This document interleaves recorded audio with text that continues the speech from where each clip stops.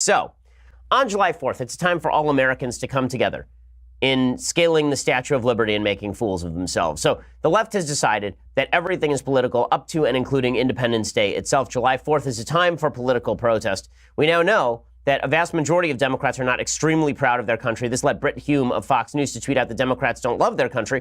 I think that's a little much. I think Brit Hume deleted the tweet because it was a little much as well. But there's no question that the inherent patriotism of Democrats is very different from the inherent patriotism of Republicans. We discussed this a little bit earlier in the week. The idea that for Democrats, they're only proud of their country when their country is doing stuff that Democrats like. For Republicans, they are proud of their country because of the foundational principles upon which the country stands. And so the president can change, but those foundational principles never do. And that means that you're proud of your country, whether Obama is president or whether Donald Trump is president. And indeed, that's what the Gallup polls show. They show that over 70% of Republicans were proud of America when Obama was president, and over 70% of Republicans are proud of America when Trump is president. When Obama was president, by contrast, 56% of Democrats were proud of America. That has now dropped all the way down to the low 30s. Like 32% of Democrats are proud of the United States. That means that it's time to virtue signal on July 4th. It's time to talk about why Donald Trump is ruining July 4th. He's ruining America. The most obvious example of this sort of tomfoolery happened yesterday when a woman tried to scale the Statue of Liberty. Now, this is just asinine. It's just bad tactics. The reason it's bad tactics is because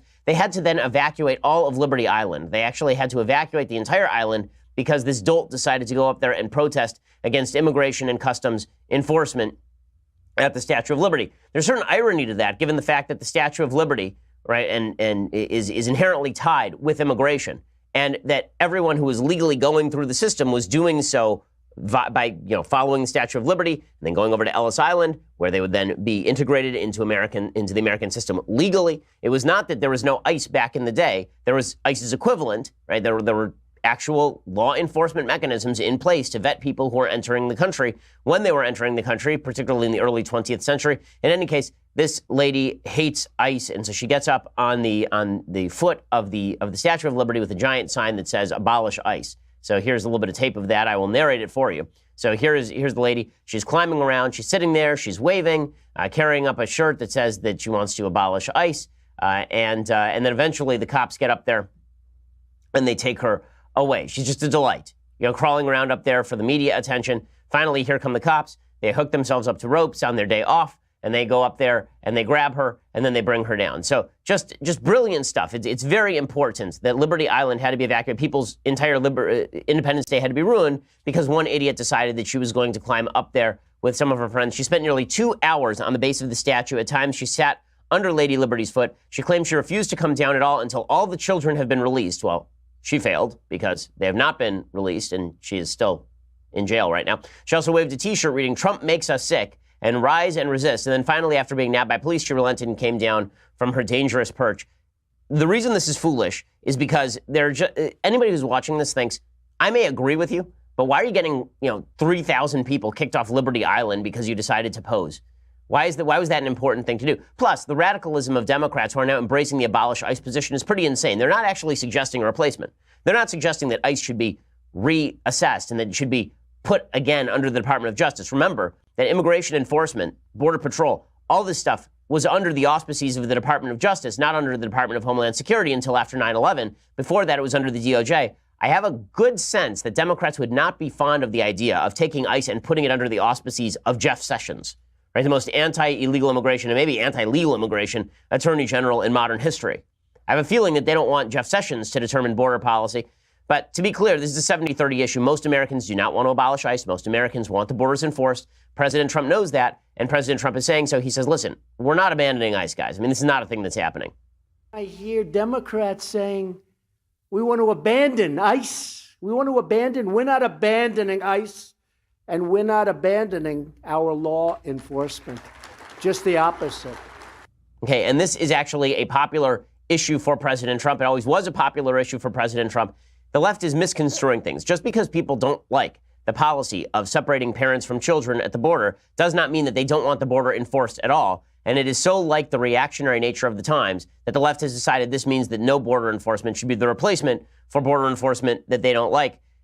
Also, the utter kind of asinine reactionary nature of some members of the left is coming out in spades now. Kamala Harris, who's the senator from my state of California and is a full-fledged dolt, She tweeted out a reminder this 4th of July. It was 8 immigrants who signed the Declaration of Independence. Happy Independence Day. Well, no, that's not right, actually. It was 56 British citizens who signed the Declaration of Independence. It was 48 people who were born in the United States. There are 56 people, not 8. It was 48 people from the United States who were born in, what existed prior to the United States, in the British colonies in America. 48 of the signatories of the Declaration of Independence were born here, and then 8 of them were born in Great Britain. I think it was 4 were born in England, and 2 were born in Wales, I believe, and 2 were born in Scotland. 1 was born in Wales. 1 was born in Northern Ireland. 2 were born in Ireland itself. So that's the 8 who are supposed immigrants who signed the Declaration of Independence. All of them were actually just British citizens because the American colonies were British territory. So none of that makes any sense. So Kamala Harris, giant fail once again. But all of this is just about trying to pretend that America was built by, quote unquote, immigrants or illegal immigrants. Like, listen, I'm a very pro-immigration person. America was built by British citizens. Okay, really, America was built by British citizens in the inception, and then over time, it was built by a lot of people, including many immigrants who came over across the centuries. So the answer is both. It was. If you consider American colonists to be immigrants, I suppose that America was built by immigrants, but all of the founders were British citizens. So there's a bit of an odd argument to be making. Meanwhile, the ire against the right has driven some people absolutely out of their mind. One of those people, obviously, is Max Boot. So Max Boot wrote a piece yesterday in the pages of the Washington Post called "I Left the Republican Party, Now I Want Democrats to Take Over." Okay, this is echoing George Will, the syndicated columnist, who has said that Republicans should no longer hold office because Republicans are just too powerless in the face of President Trump's excesses. Well, Max Boot goes even further. He says the entire Republican Party is now similar to Japanese fascism or Nazism, because this is where we have to go. He tweeted that out yesterday. He said, like Japan after Japanese fascism or Germany after Nazism, the country has to be cleansed of sort of the stain of republicanism, which is a weird thing to say. So here is what Max Boot writes. And this is sad, because the reality is that Max Boot is a guy who's written some really good stuff in the past, right? I like Max Boot's work on war. He's written several very good books. I've recommended some on the program, actually. But there's a certain cadre of people who consider themselves conservative who really have been driven mad by President Trump. I'm somebody who didn't vote for President Trump, but that didn't change the fact that when President Trump does conservative things, I cheer. And he's the president of the United States. And he's governed a lot more conservatively than anyone could possibly have expected. He's governed more conservatively than pretty much anybody in my lifetime. So the idea that President Trump is now representative of an evil, brutal, terrible Republican Party, it doesn't make any sense to me. Max Boot, however, has been apparently just driven nuts by this. He says, should I stay or should I go now? That question, posed by the eminent political philosophers known as The Clash, is one that confronts any Republican with a glimmer of conscience. You used to belong to a conservative party with a white nationalist fringe. Now it's a white nationalist party with a conservative fringe. If you're part of that fringe, what should you do? First of all, that's insane. Why? In what world is the Republican Party a white nationalist party with a conservative fringe? How exactly are you coming up with that as an answer? I mean, I talked about during the election cycle how I hated the fact that President Trump had sort of winked and nodded at the alt-right.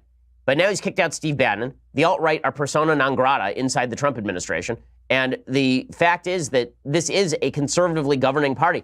Trump himself is actually a rather peripheral figure when it comes to the Republican Party itself.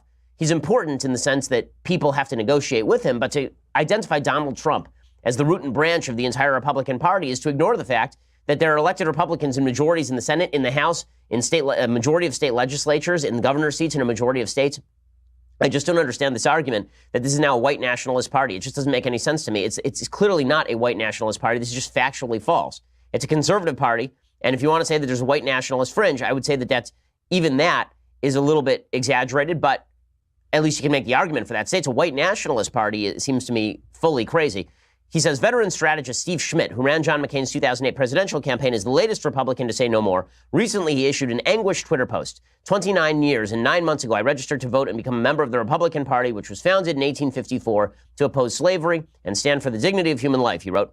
Today, I renounce my membership in the Republican Party. It is fully the party of Trump. And he talks about how George Will, Gordon Humphrey, Joe Scarborough, Peter Wehner, and other Republicans have left the party. And he says he is now re-registered as an independent. He says, I noted that Trumpkins want to transform the GOP into a European-style nationalist party that opposes cuts in entitlement programs, believes in deportation of undocumented immigrants, white identity politics, protectionism and isolationism, backed by hyper-macho threats to bomb the living daylights out of anyone who messes with us. I still hope then that traditional conservatives might eventually prevail, but I wrote, I can no longer support a party that doesn't know what it stands for and that in fact may stand for positions that I find repugnant. Now, many of the things Trump has said, I am not a fan of. When it comes to the transformation of the GOP into a European-style nationalist party, I've said the same thing, that this is a concern for me. But Trump has not governed that way. Okay, the Trump administration has not governed in that manner. They just haven't. The only evidence I'm seeing of a European-style, quote-unquote, nationalist party is with regard to Trump's tariff policy. But otherwise, Trump has not become an isolationist. Trump has not actually attempted to grow government radically in size and scope. The main policy agenda that he's driven, domestically speaking, has been regulation, cutting, and tax cuts. So I'm not sure where you get all of this. I'm going to explain a little bit more why Max Boot is off the rails in just a second. But first,